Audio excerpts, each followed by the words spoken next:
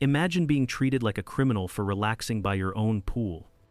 2 police officers, a false accusation, and a humiliating citation for trespassing in a place you pay thousands of dollars to call home. Most people would get angry. They might yell. They might file a complaint that goes nowhere. But what happens when the man being harassed isn't most people? What happens when he's a brilliant data scientist who realizes the officer's biggest mistake wasn't harassing him, it was creating a data point? Welcome to Deepu Kader Stories. This is the incredible true story of how one man endured a public humiliation and then used the quiet power of numbers to turn the tables and dismantle the very system that came after him.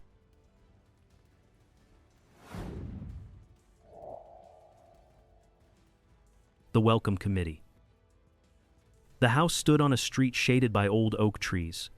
A small, elegant sign at the entrance, its white paint just beginning to peel, announced the neighborhood Willow Creek Residential Community, managed by the Homeowners Association.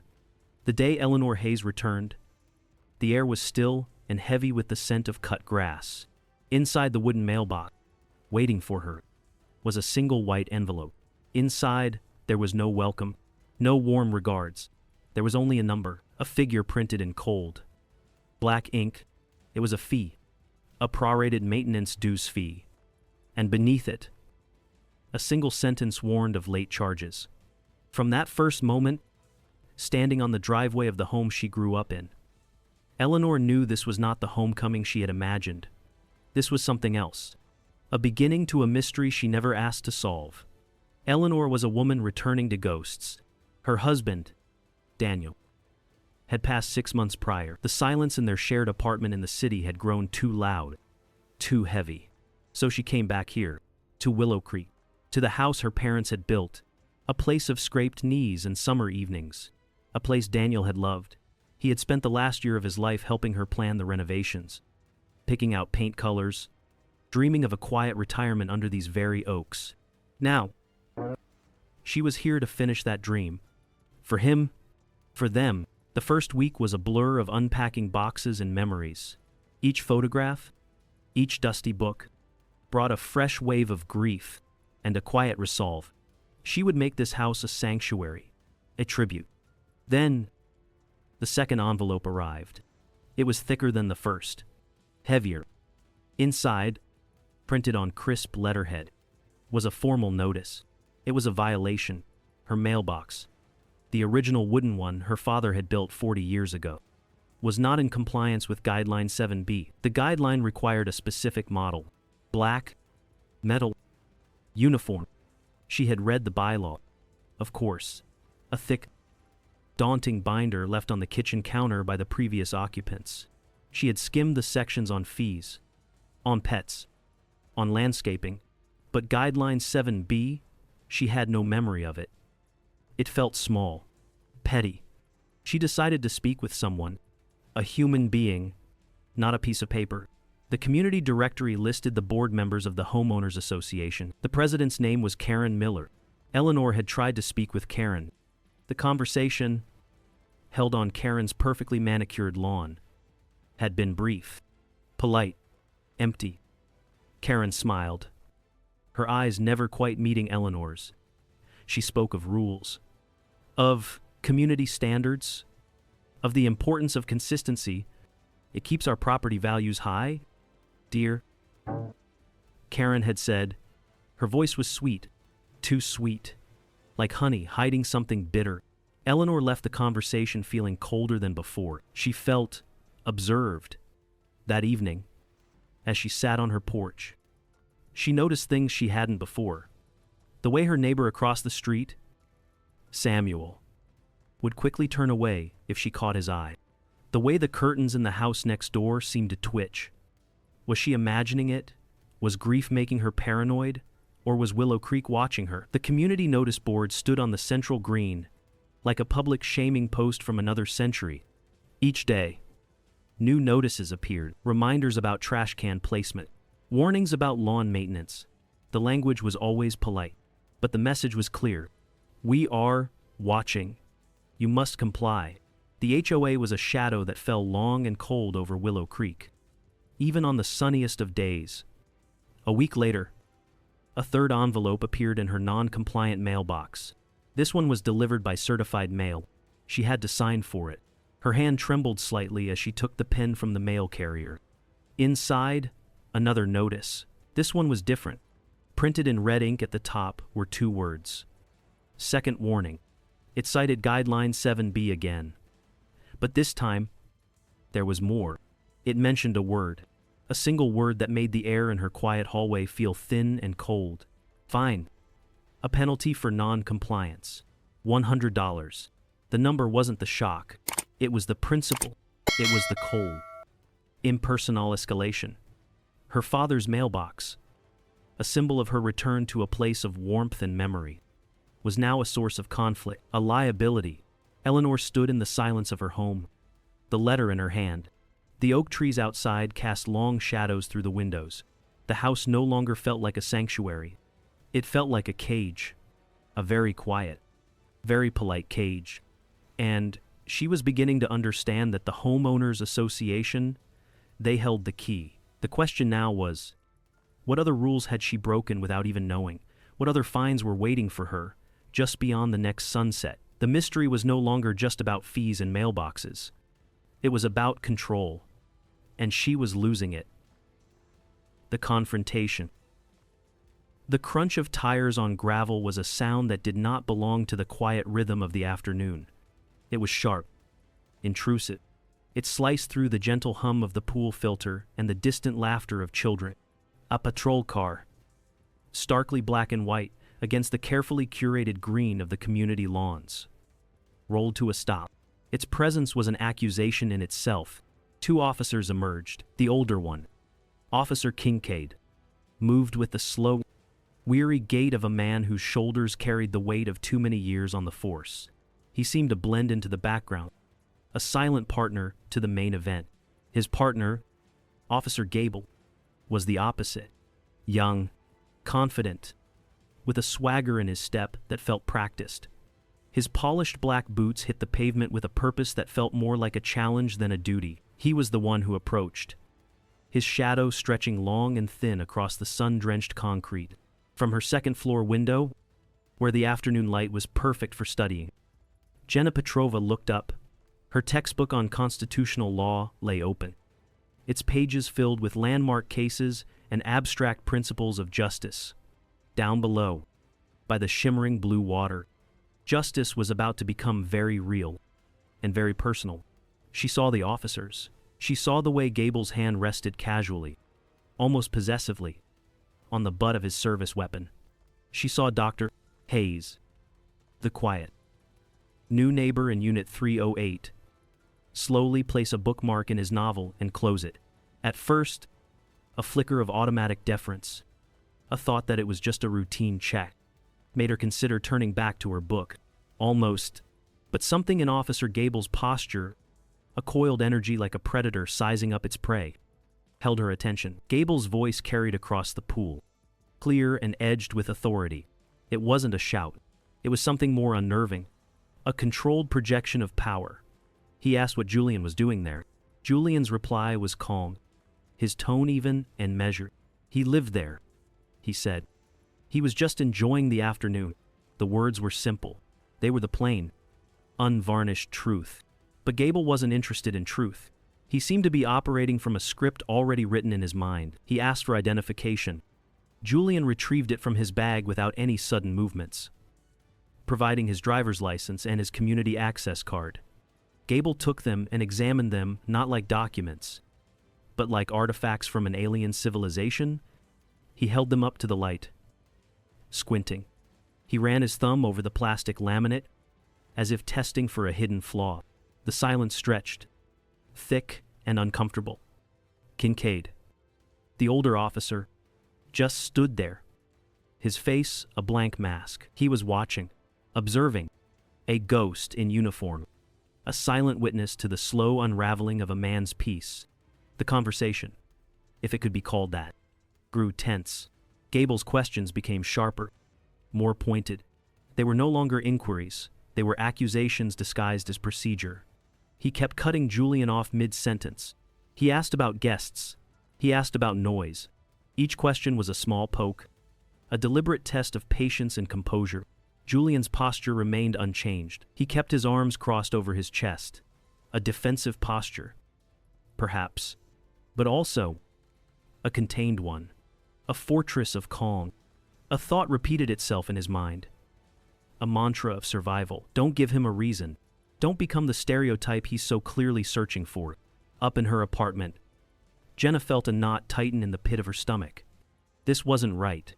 Every instinct, sharpened by months of reading legal precedents, screamed that this was an abuse of discretion. Her law books were full of cases that started just like this, with small words, with subtle intimidation, with the slow, methodical erosion of a person's rights under the guise of keeping the peace. Then came the escalation, a predictable, textbook move. Gable claimed he smelled marijuana. It was a lie so blatant, so transparent. It was profoundly insulting. The air smelled of chlorine and freshly mown grass. Nothing more. He demanded to search Julian's bag. Julian's voice did not waver. It did not rise. It remained a steady, calm instrument of reason. He said no. He stated his rights, clearly and without embellishment. He mentioned the Fourth Amendment, the right to be secure against unreasonable searches. The words hung in the air between them, a shield made of law, a line drawn in the sand. For a moment, nobody moved. The only sound was the hum of the pool filter. Then, Gable's professional mask dissolved, replaced by a smirk. It was a look of pure, unadulterated contempt. It was the look of a man who held all the power and knew it. He took a small, deliberate step forward, and with a flick of his wrist, a movement so quick and casual it was almost missed, he knocked over Julian's tall glass of hibiscus iced tea. The dark red liquid spread across the pale concrete, a small, violent stain on a peaceful afternoon. It was not an accident. It was a punctuation mark, a message of dominance. Gable pulled out his notepad. The sharp click of his ballpoint pen opening was unnaturally loud in the sudden, ringing quiet. He began to write a ticket, a citation. His pen pressed hard against the paper, for trespassing, for disorderly conduct. And that's when Jenna moved. Her hands were shaking, a tremor she couldn't control. Her heart was a frantic bird beating against her ribs. But she picked up her phone from the desk. She aimed its small, dark lens at the scene below, and her finger, clumsy with adrenaline, found the record button. The first ripple. The whine of the patrol car's engine faded into the distance, leaving a silence that felt heavier, more profound than before. Julian remained seated for a long moment, his gaze fixed on the citation, a flimsy piece of paper, stained and warped by his own iced tea, lying on the table like a piece of surrealist art. He didn't feel the hot rush of anger he expected. Not yet. What he felt was a deep, bone-wearying exhaustion. It was the weariness of a man who had played by all the rules, only to find they could be rewritten at any moment, by anyone with a badge and a prejudice. He slowly, methodically, gathered his things. The book, the now empty thermos, the wet piece of paper, which he carefully folded. He walked back to his apartment, his steps measured and calm, a deliberate act of reclaiming his own rhythm in a world that had just tried to throw him off balance. Inside, the cool, conditioned air of his apartment met him like a gentle embrace. The space was a reflection of his mind, neat, orderly, everything in its designated place. Books were arranged not just by subject, but by author. A single, elegant white orchid stood in perfect bloom on the coffee table. It was a space of control, a sanctuary built on logic and peace. He placed his keys in the small ceramic bowl by the door, a ritual he performed every day. He rinsed the thermos in the sink, the water swirling away the last traces of the afternoon. He did not call a lawyer. He did not call a friend to vent his frustration. Such actions felt premature. They belonged to a stage of emotional reaction, and he was not there yet. He was in the stage of assessment. He walked to his desk, the heart of his home, opened his laptop, and with a few quiet keystrokes, created a new folder. He named it Lakeside Estates, Incident 08, Shasensky's Prive. He was turning the chaos into a data point. It was the only way he knew how to begin processing it. Meanwhile, 2 floors up, in the cluttered, book-filled space of her own apartment, Jenna was having a small panic attack. Her breath came in short, shallow gasps. She replayed the short video clip on her phone, over and over. It was shaky.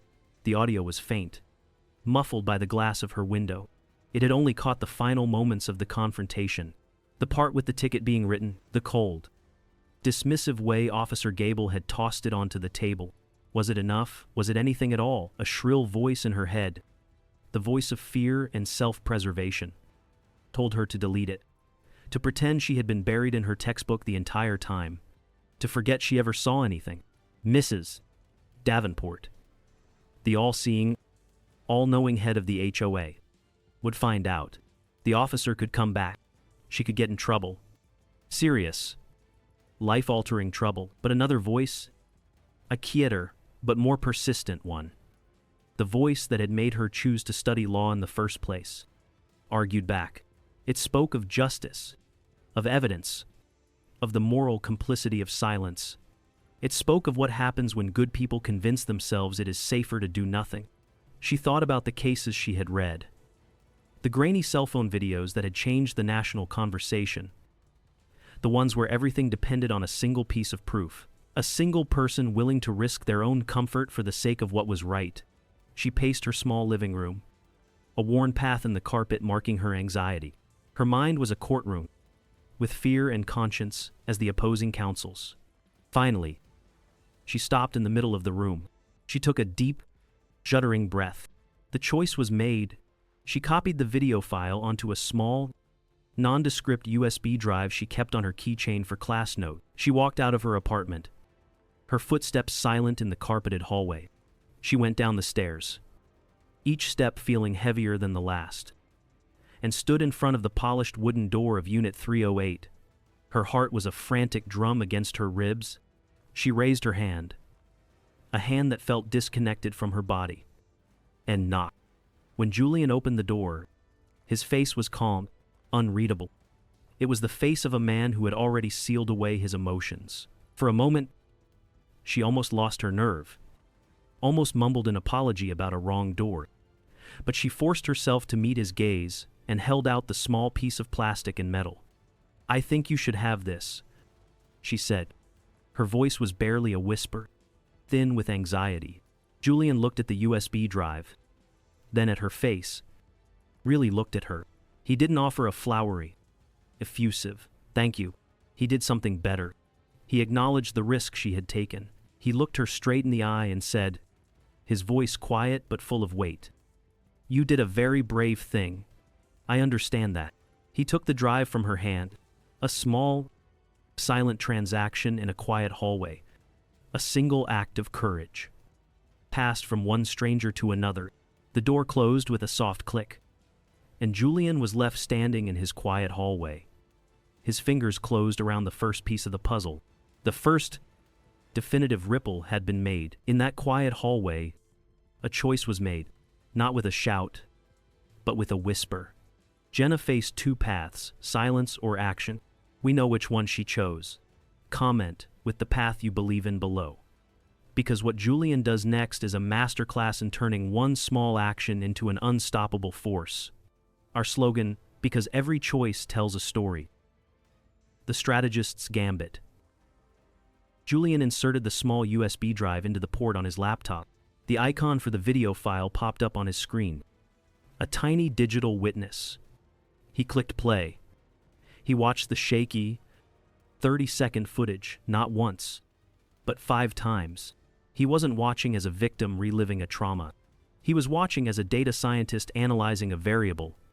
He muted the faint, distorted audio and focused on the visual. He analyzed Gable's aggressive, forward-leaning body language. He noted the precise timestamp in the corner of the frame. He even saw, for a fleeting second, the reflection of Officer Kincaid in the pool's placid surface. A passive, motionless observer, he knew. with the cold, hard certainty of a man who deals in patterns and probabilities, that releasing this video to the volatile court of social media would be a strategic mistake. It would create a firestorm of outrage, a digital flash mob. For a few days, maybe a week, then it would be forgotten, buried under the endless avalanche of the next story, the next video, the next wave of fleeting anger. He didn't want temporary outrage. He wanted permanent accountability. To get that, he needed something more solid, more undeniable than a single shaky video. He needed a pattern. He picked up his phone and scrolled through his contacts, his thumb moving with practiced efficiency. He found the name he was looking for, Marcus Thorne, an old friend from his undergraduate days at Stanford, a man whose mind was as sharp as his own, but oriented differently. Marcus had gone to law school and was now a respected, and sometimes feared, civil rights lawyer in Atlanta. Julian didn't call him to hire him. Not yet. He called him for a consultation, a strategy session between two minds that respected each other. The call was brief, efficient, and devoid of emotion. Logical. Marcus, thinking like a lawyer, immediately spoke of lawsuits, of depositions, of discovery. Julian, thinking like a scientist, spoke of data, of systems, of root causes. I don't want to win one battle. Marcus, Julian had said into the phone, his voice a low, steady hum. I want to end the war.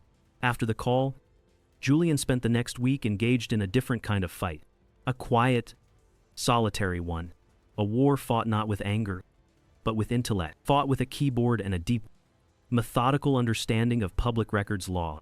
He began to draft a Freedom of Information Act request, a FOIA request. It was not a simple letter. It was a work of art, a surgical instrument designed to extract specific information, precise, detailed, unambiguous. He didn't just ask for records related to my case. He asked for the complete 911 call logs and the non-emergency dispatch records, including audio where available, originating from the physical address of the Lakeside Estates Homeowners Association for the past 3 years. He asked for the responding officers' badge numbers and unit assignments for each and every call. He cited the relevant state statutes. He had it notarized at a local bank the next day. While he waited for the slow, grinding gears of government bureaucracy to turn, he did more research. His target was different now. He wasn't looking for a lawyer. He was looking for a storyteller, but a specific kind of storyteller. He began to search for investigative journalists in North Carolina. He read dozens of articles. He ignored the sensationalists, the opinion writers. He looked for reporters who built their stories on a foundation of data, who used spreadsheets and public records to expose systemic problems. After days of searching, he found her, Sarah Jenkins, a senior reporter for the Charlotte Observer. Her work was thorough, fact-based, and quietly devastating. She didn't write angry articles, she wrote undeniable ones. She was the one. He didn't contact her yet. He knew better. He had nothing but a shaky video and a well-informed suspicion, an anecdote. He needed the data, the proof. He placed the notarized, multi-page FOIA request into a crisp manila envelope. He walked to the post office down the street. The simple, mundane act of dropping the letter into the blue metal mailbox felt small, insignificant. But Julian knew it was not an end. It was the first move in a very deliberate, very patient game of chess, the opening gambit. The pattern emerges. The wait was an exercise in disciplined patience. Nearly a month passed. Life at Lakeside Estates continued its placid, surface-level existence. Julian went to work. He paid his bills. He maintained a polite, if distant, relationship with his neighbors. To an outside observer, nothing had changed. But beneath the calm exterior, there was a quiet, constant anticipation, a low hum of expectation. He was waiting for the data.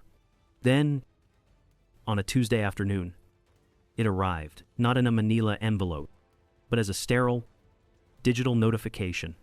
An email from the city clerk's office. The subject line was simple: FOIA request fulfillment. Attached was a single, compressed file. It was massive. 3 years of community anxiety, suspicion, and conflict, all reduced to kilobytes and spreadsheets. That night, Julian did not sleep.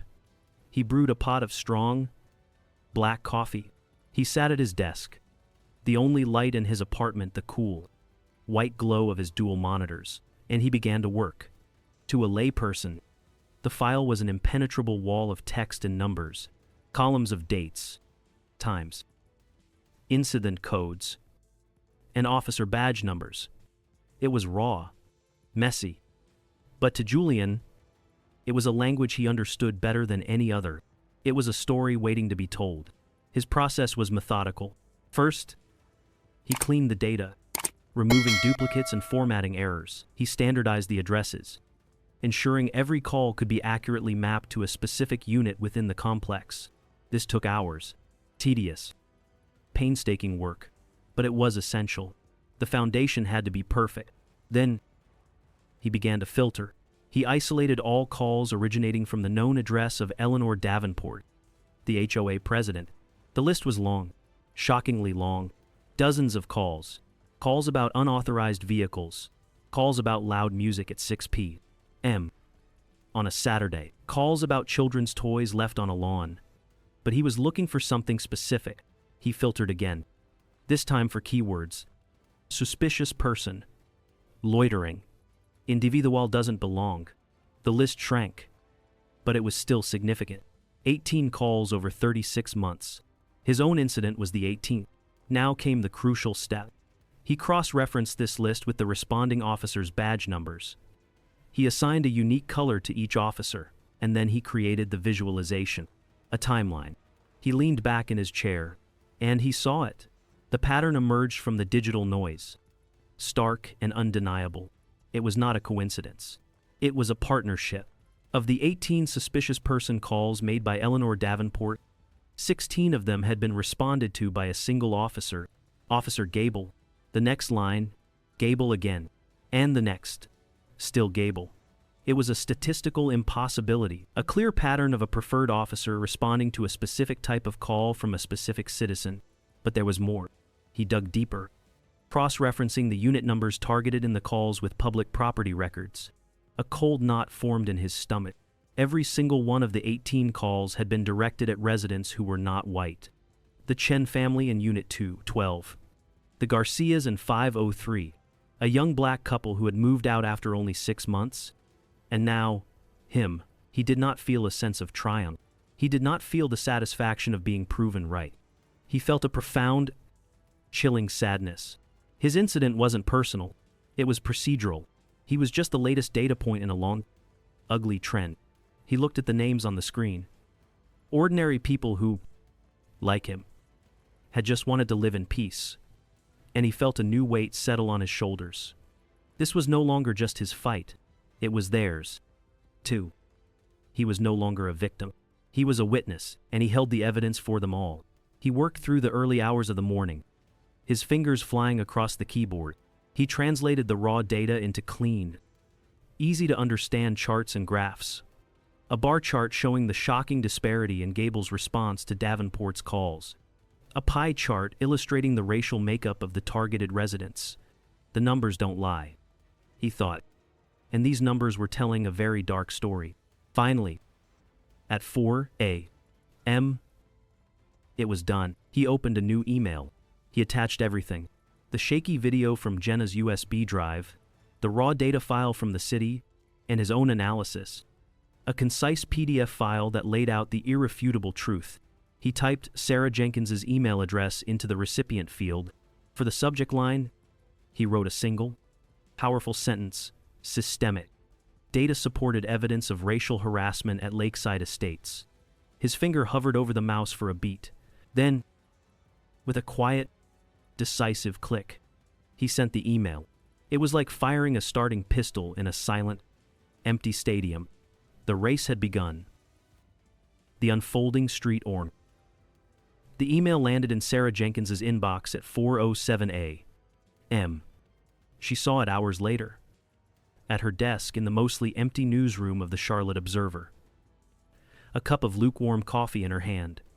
Sarah, a sharp, no-nonsense investigative journalist in her mid-40s, received dozens of tips like this a week. Most were conspiracy theories, neighborhood squabbles, or vague accusations without a shred of proof. She opened Julian's email with the practiced skepticism of a seasoned professional. The subject line made her pause. It was specific, confident. She opened the attachments. She looked at the shaky video first. It was compelling, but not a smoking gun on its own. Then, she opened the PDF file with Julian's analysis. Her skepticism began to melt away, replaced by a surge of adrenaline that was more potent than caffeine. The charts, the graphs, the clean, cold, irrefutable logic of it. She opened the raw data file, her eyes scanning the columns, her mind already working, verifying, cross-referencing. This wasn't just a tip, this was a fully formed investigation, handed to her on a silver platter. She picked up her phone and dialed the number Julian had included in his email. It was just after 2 a.m. in Charlotte. She didn't care. "Dr. Hayes," she said when he answered, his voice thick with sleep. "This is Sarah Jenkins from The Observer. I think you know exactly what you have here. Don't you?" There was a pause on the other end, then Julian's voice, clear and steady, replied, "I have the truth." That was all Sarah needed to hear. For the next 72 hours, the newsroom buzzed with quiet, focused energy. Sarah and her small team worked relentlessly.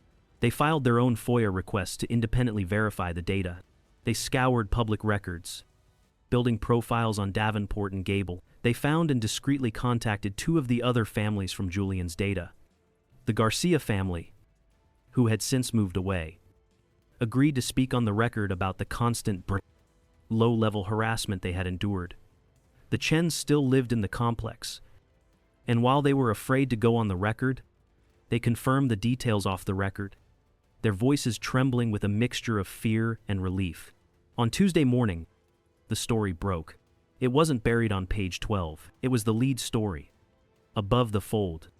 On the front page of the Charlotte Observer, the headline was explosive, designed to detonate on impact. Data shows HOA president, police officer in coordinated campaign of racial harassment. The fallout was immediate and overwhelming. The story was picked up by the Associated Press before noon. By 3 p.m., it was a trending topic on social media. By evening, it was being discussed on national news network. The storm had not just hit Lakeside Estates, it had engulfed it. News vans with large satellite dishes parked outside the pristine gates of the community. Phones at the HOA management office rang off the hook until they were finally unplugged. The carefully constructed facade of peaceful, upscale living had been shattered. Julian watched it all from his window. He stayed inside. He did not answer his phone, which rang incessantly with calls from reporters from across the country. He had done his part. He had provided the data. Now, the data would speak for itself. He was the strategist, not the spokesperson. The pressure on the city was immense. Late Tuesday afternoon, the mayor's office issued a formal statement. It was filled with carefully chosen words like deeply concerned and thorough investigation. It announced that Officer Gable had been placed on administrative leave. It was the first tangible victory, the first crack in the wall. That evening, a notice was slipped under the door of every resident in Lakeside Estates. It was printed on the official HOA letterhead, but the tone was no longer polite. It was panic. It announced an emergency. Mandatory meeting for all residents. Saturday night. In the community clubhouse, the reckoning was coming. The reckoning. Saturday night arrived thick with humidity and tension. The community clubhouse, usually reserved for potlucks and holiday parties, felt like a courtroom. Every chair was filled. Neighbors who had only ever exchanged polite nods now sat side by side, avoiding eye contact, the air crackling with unspoken questions and accusations. Julian arrived not alone, but with Marcus Thorne. His friend, the lawyer, had flown in from Atlanta that afternoon. He wasn't there in a legal capacity. Not officially. He was there as a quiet, imposing presence of support in a tailored suit. They took 2 empty seats near the back, At a long folding table at the front of the room sat the HOA board. Eleanor Davenport was in the center, a grim statue carved from denial. Her face was a pale, tight mask. The meeting began with the HOA's lawyer reading a prepared statement. It was a masterpiece of corporate doublespeak, full of phrases like reviewing our policies and committed to a diverse community, while admitting no wrongdoing. But the community was no longer in a mood for platitudes. The first person to stand up was Mr. Chen from Unit 212, a quiet, gentle man who worked as an engineer.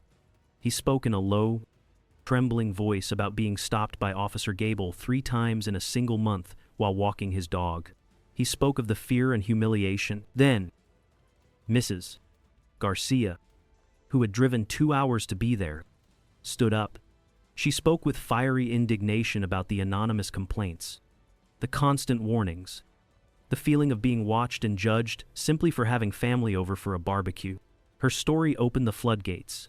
One by one, others stood, a young couple, an elderly widower, people Julian had only ever seen in passing. Their stories, all unique yet hauntingly similar, painted a devastating picture of life under a quiet reign of prejudice. Then, a new voice cut through the emotional turmoil. It was Jenna Petrova. She stood up, her textbook-filled tote bag clutched in her hands like a shield.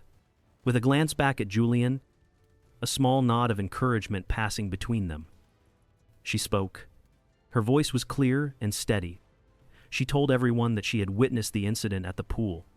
She described what she saw, and she admitted, publicly, that she had filmed it and given the evidence to Dr. Hayes. A wave of murmurs rippled through the room. Some were looks of admiration, some, from the corner where Eleanor Davenport's allies sat, were glares of pure venom. Finally, it was Julian's turn. He walked to the front of the room. He didn't carry notes. He didn't raise his voice. He simply connected his laptop to the projector. The room fell silent as the first image appeared on the screen behind him. It was a simple, clean bar chart. He didn't speak of his anger or his humiliation. He spoke the language of data. He walked them through his analysis, his voice calm and methodical, like a professor giving a lecture. He showed them the timeline of Eleanor's calls. He showed them the shocking statistical anomaly of Officer Gable's response rate. He showed them the pie chart that illustrated the demographic of the residents who had been targeted. He let the cold, hard facts land in the silent room. He ended his presentation with a single, powerful image, a map of the community, with a red dot placed on every unit that had been the subject of a suspicious person call. The dots formed a clear, damning pattern. He turned to face his neighbors. "The data tells us what happened," he said, his voice resonating with quiet authority. "It tells a story of bias and the abuse of power. The question for us tonight is not about what happened in the past. The question is, what kind of community do we want to be?" Starting tomorrow, he walked back to his seat. The room was utterly still. No one spoke. The silence was not an absence of noise. It was a presence. It was the sound of a community being forced to look at its own reflection. One person with the truth can be more powerful than an entire system built on silence. The confrontation is over, but the consequences are just beginning. What do you think was the most powerful weapon in that room? The data, or the courage to speak? Comment with your choice below. And let's continue to the aftermath to see how a community rebuilds. Our slogan, because every story deserves to be heard. The aftermath. The morning after the meeting, a new kind of silence settled over Lakeside Estates. It was not the strained, brittle silence of avoidance that had characterized the community for months, nor the heavy, oppressive quiet of fear. It was the deep, resonant stillness of introspection, the collective sound of a community processing a shared benign and painful catharsis. The data Julian had presented was a cold, clean mirror, leaving no room for the comfortable ambiguities and convenient interpretations that had allowed the quiet prejudice to fester. The truth, once revealed in the stark, unfeeling language of numbers, had a weight that settled on everyone, forcing them to reckon with the community they had allowed to exist. The consequences arrived swiftly. With the clean, inexorable efficiency of dominoes falling in a perfectly straight line. Before noon on Sunday, a terse email was sent to all residents from the third-party HOA management company. The message was brief, stripped of all pleasantries. Eleanor Davenport had tendered her resignation from the board of directors. Effective immediately. There was no apology, no explanation, no final, defiant defense of her actions.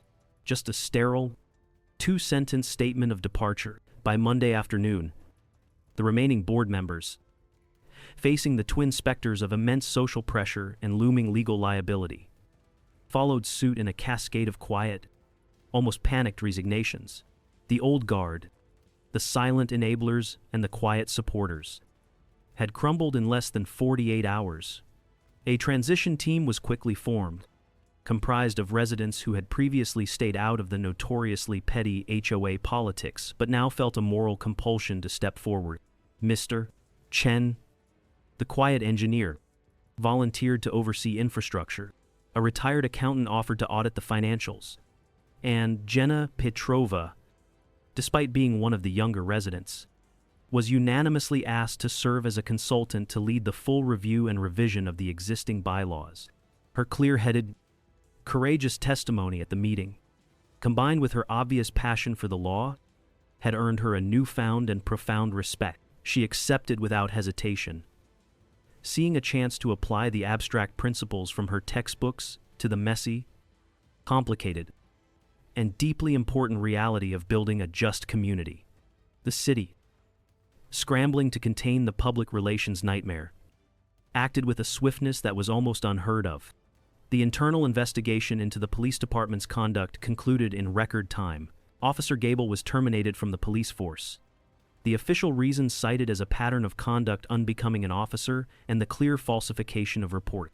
Officer Kincaid, facing a separate, less public inquiry into his pattern of negligence and passive complicity, opted for an immediate early retirement, vanishing from the city payroll before further disciplinary action could be taken. Simultaneously, as promised, Marcus Thorne filed the civil rights lawsuit. It was a formidable document, naming the city of Charlotte, the police department, and the former HOA board members as individual defendants. The lawsuit represented 12 families, a coalition of the wronged that included Julian, the Chens, and the Garcias, who had found the courage to join after the meeting. In the press release that accompanied the filing, Marcus made it clear that the primary goal was not financial compensation. It was injunctive relief. They sought court-mandated, systemic reforms, a complete overhaul of the police department's bias training protocols, to be designed by outside experts, and the establishment of independent, civilian-led oversight for all HOA complaint processes across the city. But beyond these official, headline-grabbing victories, the most profound and meaningful changes happened in the small, quiet spaces between neighbors. The invisible walls of suspicion and mistrust that had defined the community began, slowly, to come down. People started making eye contact again at the mailboxes, offering small, tentative smiles instead of quick, averted glances. Conversations that once revolved around the safe, impersonal topics of landscaping and weather now tentatively, carefully, touched upon community, responsibility, and the importance of looking out for one another. One afternoon, Julian returned home from work to find a small, woven basket sitting by his front door. Inside was a loaf of freshly baked banana bread, still warm, and a simple, unsigned card that read, in neat, careful handwriting, "Thank you for speaking up for all of us." A few weeks later, Julian found himself by the pool again. It was a warm, bright Saturday, much like the day of the incident that had started everything.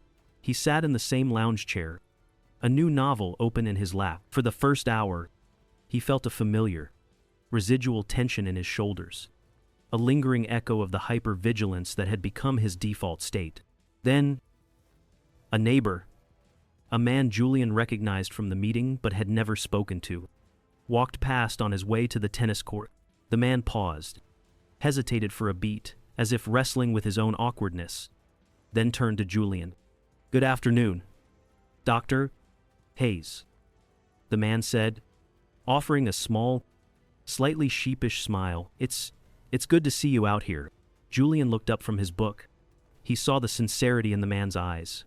He nodded, a genuine smile touching his own lips for what felt like the first time in a long time.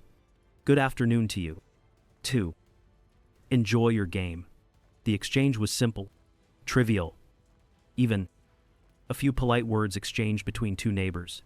But in that small, ordinary moment, Julian felt something fundamental shift inside him. The persistent tension in his shoulders dissipated, melting away under the warm Carolina sun. He wasn't a trespasser. He wasn't an anomaly. He wasn't a problem to be solved or a threat to be managed. He was just a neighbor, enjoying the amenities he paid for.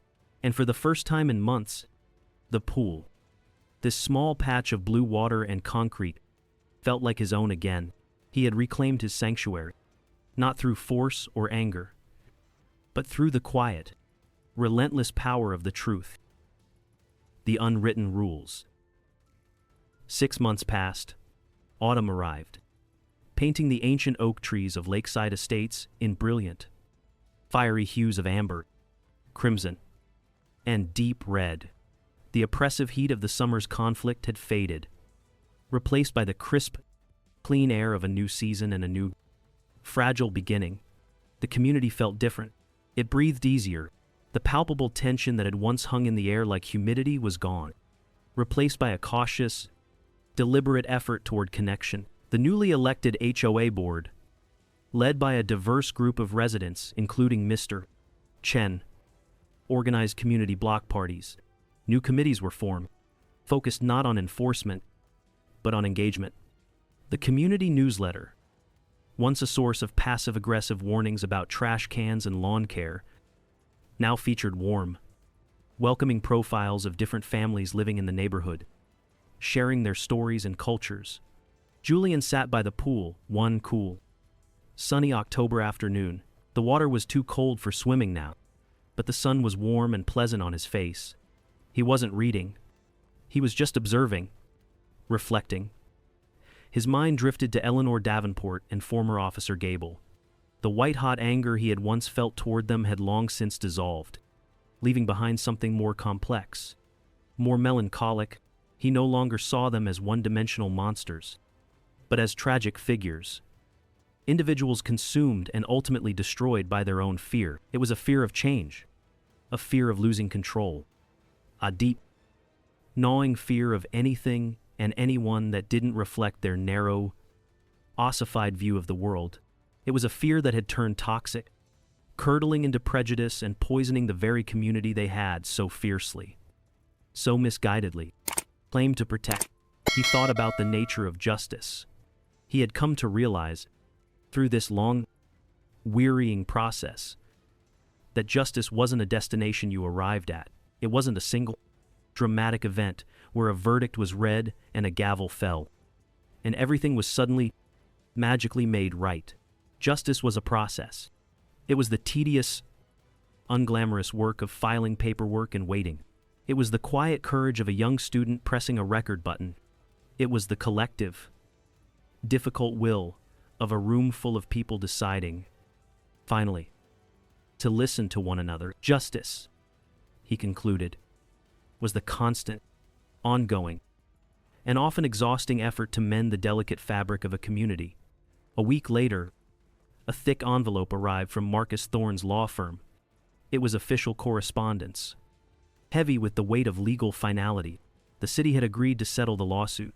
The terms, outlined in dense legalese, were significant. As per the agreement, the Charlotte Police Department would implement a mandatory, data-driven early intervention program to identify and retrain officers with a history of biased complaints. The city would also fund a new, independent civilian oversight board to review all community complaints against law enforcement and HOAs. The monetary settlement for the 12 families was substantial, a tacit admission of wrongdoing. But as Julian read the terms concerning systemic policy reform, he knew where the real, lasting victory lay. He placed the letter on his desk, next to the small ceramic bowl where he kept his keys. feeling not elation or triumph, but a quiet, profound sense of closure. That Saturday, a perfect autumn day, Julian was walking near the central green. A group of children of all races and backgrounds were playing a chaotic game of soccer, their shouts and laughter echoing in the clear afternoon air. A young boy with bright red hair, perhaps 7 or 8 years old, kicked the ball too hard. It soared past the makeshift goal, bounced across the lawn, and rolled to a gentle stop right at Julian's feet. The boy froze for a half second, his eyes wide, a flicker of uncertainty on his face. Julian smiled, and without thinking, without analyzing, without dredging up the painful memories of the past, he simply kicked the ball back. It was a smooth, easy motion, a perfect pass that landed right at the boy's feet. The boy grinned, a wide, gap-toothed smile of pure, uncomplicated joy. He shouted, "Thanks, mister," and immediately ran back to his game. Julian continued his walk, a lightness in his step that felt both new and comfortingly old at the same time. It was such a small, insignificant interaction, a moment of pure, unadulterated normalcy. In that simple exchange, there were no unwritten rules dictating suspicion. There were no invisible barriers of race or status. There was just a neighbor and a kid playing ball on a beautiful afternoon. He looked around at the houses, at the trees shedding their fiery leaves, at the sunlight filtering through the branches like a benediction. He realized then that turning the tables wasn't truly about punishing those who had wronged him. It was about reaching this very moment. It was about rewriting the code, not in the HOA bylaws that Jenna was so diligently reforming, but in the hearts and minds of the people who lived there. He had fought a quiet, methodical war, not for revenge, but for the simple, profound right to peace. And in the simple, effortless arc of a child's soccer ball, he finally, truly, found it. Julian's story teaches us that true strength isn't always loud. Sometimes, it's the quiet resolve to seek truth, the courage to be the first ripple in a still pond. It reminds us that one person's bravery, backed by facts, can inspire an entire community to heal and change for the better. What part of Julian's journey resonated with you the most? We'd be honored to read your thoughts in the comments below. If stories like this matter to you, perhaps you'll consider subscribing to Deepu Kader Stories and joining our community. Thank you for walking this path with us today. Your time and attention mean the world,